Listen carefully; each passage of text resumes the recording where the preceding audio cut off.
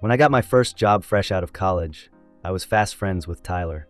He was about 3 years older than me, and we quickly got into a rhythm of local pub crawling and hanging. And slowly, over time, as we became friends, we began to talk about bigger things. Tyler came to me one day and talked about his ex-girlfriend Madison and how she cheated on him. He talked about how, when she got pregnant, he just fell apart. He could not eat, he couldn't sleep, and that nervousness stayed with him for years. I knew what it was like because I had suffered the same thing with my first serious girlfriend. Madison did at the same company as us, though she worked in a different building. She was the daughter of a well-known person in town, and Tyler was liked by her family. They had been dating for a little more than a year, and Tyler knew she was it.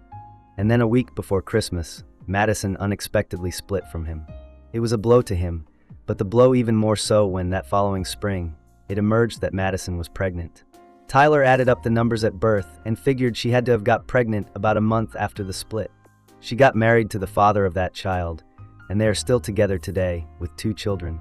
But it passed, and around that time I got to know my eventual wife, Emily. We were engaged, we were married, and then she came to work for the same company that I did. Emily and Madison worked directly with one another and became fast friends. By then Tyler and I had gotten less and less friends because I spent more time with Emily. Emily and I had been on long distance for around a year and a half before she got settled in with me full-time so naturally. I was worried about her. When Emily mentioned Madison and Tyler, one day, it turned out that Madison had a story. Madison said Tyler initially had a great relationship, and then slowly more red flags came up. She called Tyler a little undeveloped for a 25-year-old. It was like he still wanted to be a college guy, going out drinking way too much, and drinking way too much when he did. He drank so much that he always sprayed the bed, and Madison was very embarrassed. To that she added that he didn't know what to do with his life. Not much ambition or a long-term agenda, and she told me that he also had some deeply antisocial views you could not help but notice. Madison was the one lugging around the relationship. She scheduled dates, she continued the conversations, she resolved their disagreements, but she was getting tired of it. Her family, however, loved Tyler.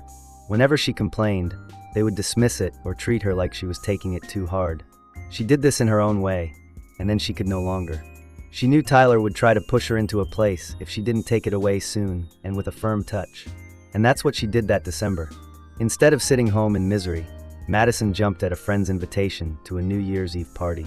She found a guy there called Connor. They became best friends, they traded numbers, and within a week they went on their first formal date. Things escalated from there. And then there's Madison's biography. She started having painful periods in middle school and needed to visit a specialist. Doctors figured out through various tests that she had a reproductive problem, which Emily did not remember very well. But they also told Madison and her family that she would have very low fertility with the natural process. This is why Madison was raised to think she was unborn. She had not always used protection well and never used birth control because of that, she admitted to Emily. When she and Connor met, they got steamy straight away, and as she thought she could not conceive, they weren't protective. Yet she did, and by miracle got pregnant. They were surprised but put up with it, got married and had their son. 3 years later they had another child, not without problems, and Madison wondered if she ever had those complications in the first place.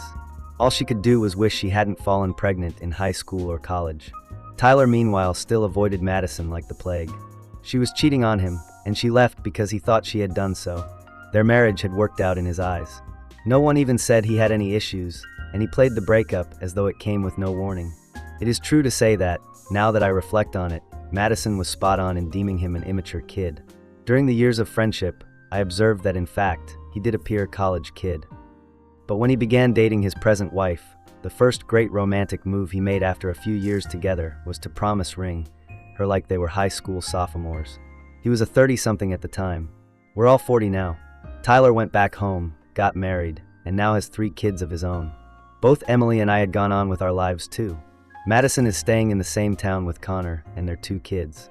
I find this story very, very interesting as I peruse relationship forums on the web. They are always telling us one version of their story, and I'm not sure how many of them would ring so different if they told us what the other person thought. So much like Tyler and Madison, 2 different versions of what happened. It was as though Tyler and I got on and off with each passing day. The once warm friendship was no longer so warm. No more weekends out in bars, the endless nights of deep conversation. And part of it was life. I was working on my marriage with Emily. Tyler was dating Brianna. She was good enough, but I think she was craving something a bit more serious than Tyler had ready. Brianna had patience though. She stuck around for years, just in case Tyler figured it out someday. When he finally did promise ring her, I think Emily said to me, "So is he serious?" And I had to laugh, because I thought the same. We were 30 then, and it looked like something a high school boyfriend would do, not a grown man. Brianna looked okay though, and that was about it I suppose. Around this time, Emily became closer to Madison. They saw each other at work every day, ate lunch together, even met for coffee on the weekends. Emily had heard about Tyler's friendship, so she chimed in on little bits and pieces of conversations with Madison. And the more I heard, the more it became obvious that Madison's version of the event was not much like Tyler's. It was one afternoon. I came home from work and Emily was on the couch drinking tea and staring at her phone. "Madison's been telling me more about Tyler," she said, as I took off my shoes. "Oh yeah? What did she say this time?" I half heard as I crumpled through the mail. As it turns out, he used to shame her when she brought up a matter. Would be her villain for worrying, would be, Emily said with eyes on her phone. She'd have to just peel off the band-aid and end it, or she'd never come out, she said. That made me pause. That was one Tyler side I had never really spotted, but in retrospect it correlated with some of his actions. It was a trick he used when he was caught in a corner, though. Huh. Well, I suppose that's one perspective. I said something unconscioused. Emily opened her eyes and looked up. "Shut up, you hear it. How many times has he played victim when he's the one who screwed up?" She was not wrong. Tyler's pity had been everywhere too. I always explained it away as him being just a little bit immature, but maybe it went deeper than that. Madison's life, meanwhile, was going on. She and Connor were thriving. They'd just bought a house, a 2-story, wraparound porch that was as postcard perfect as it got. Emily had been in to see it and returned ravenous about the decor and the view from the backyard. Their 2 children were content, healthy and bouncing around. Madison wants to have a 3rd child, that's what I told you. Emily came over one night after we'd turned on a movie. Seriously? I didn't think she was supposed to have kids at all. I replied, actually appalled. Oh yeah, well, she's coming to believe the doctors are wrong. She already had 2, so what's the problem? Emily shrugged, as if the whole incident were some kind of quirk of life. It made me think of all the impossible statements people are making about themselves. You know what, those absolutes are always wrong. Madison's account showed us. Tyler was not quite so well off. He was at a dead end with Brianna. She'd been hinting at getting married for months, but Tyler never got the point. I could tell from the conversations he was still thinking of marriage as this giant, life-changing event he was too young for. Brianna was patient, until she wasn't. One evening Tyler called me out of the blue. "Brianna is moving out," he told her. "What? How many years ago did that happen?" I was surprised. "Tonight," he muttered. "She's packing now. You guys fought like..." "No. I mean, not really. She just doesn't want to wait anymore, I suppose. Said she's over waiting for me to figure things out." His voice was flat, as if he still had his head in the clouds. I hung up on him for an hour and heard him nitpick on how it was unfair and how Brianna knew what she was getting into when they started dating. And I was not to blame, really. And somebody has to have certainty at some point. Brianna had waited long enough. The fallout hit Tyler hard. He was a wreck for weeks. He never worked, called me 3 times drunk, and was in a fucking long mood about how every woman just wants a ring and a name. I was an attempted friend, but it was impossible to shake the fact that he was himself a foe. Every time I suggested he think about it, he laughed it off. Emily told me that Madison had read about Brianna's leave and remarked only, "Almost time." I did not say that to Tyler. And when you reflect on those last couple of years, the lives of others changed so drastically. Madison's journey had been a blur. A divorce, a new partner, an accidental pregnancy, marriage, and now a house and children. Tyler's had meanwhile been more of the same old, tired repeat business, new girlfriend, no headway, breakup, start all over again. Smiley face. The older I grew, the more I came to understand that growth is not natural. You either have to pursue it, or else you are back where you started. Brianna left, and Tyler went through rocky times. But not only the romance, he was coming to terms with his own existence. No progress, no improvement, the same old, same old. He called me more often during that time, not to counsel but to cry. I listened because friends listen, but it was so painful watching him go through the process of saying that everything and everyone but himself is to blame.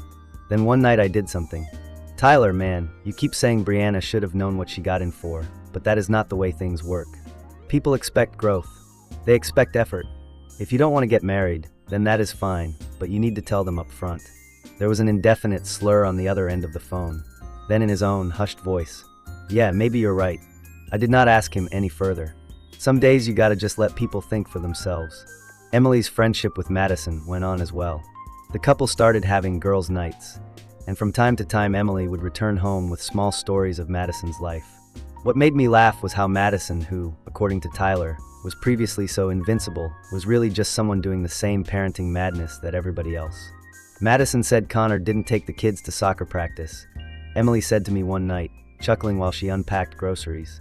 She had to go early for work and was hot in the mouth by the time she arrived. Potentially she lobbed him in the ear, I said, throwing an apple from one hand to the other.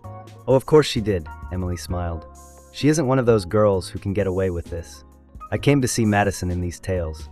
She was this mega hero. When Tyler used to talk about her, she broke him and broke his heart. But as I heard Emily's stories, I learned that Madison was a person who, like everyone else, had just got it all together. That insight, I think, changed Tyler's narrative as well. Tyler rang me with some unforeseen news a few months later. "Hey, guess what? I'm moving back home." "Back to Sudbury? Seriously?" I asked, taken aback. "Okay, I suppose so," he said, louder than I had heard him in a while. "My parents are old, so I thought I would spend more time with family." There was more to it than that. I just did not yell at him. Every once in a while, people need to be out of their skin for a change. He had moved 1 month later, and we did not see each other for a while beyond the occasional text or call. He got a job at a manufacturing facility, which, I gather, was good money. And then a year later he called again. "You know what?" he replied, excited. "I'm getting married." "Wait, what? Who's the lucky girl?" I cried, speechless. "Her name's Danielle. We met at work. She's great, man. Not like anyone I've dated." He told me about her, how she had 2 children from a previous marriage, how she was the most no-nonsense woman he had ever known, how for once he was in a relationship where he was maturing. Small wedding, only friends and family. Emily and I drove up to Sudbury for it, and I admit I was half expecting Tyler to screw it up. But he did not. He stood there, pronounced his fiancée's vows with the solemnity I had never seen in him, and was all manner of man who had got it together.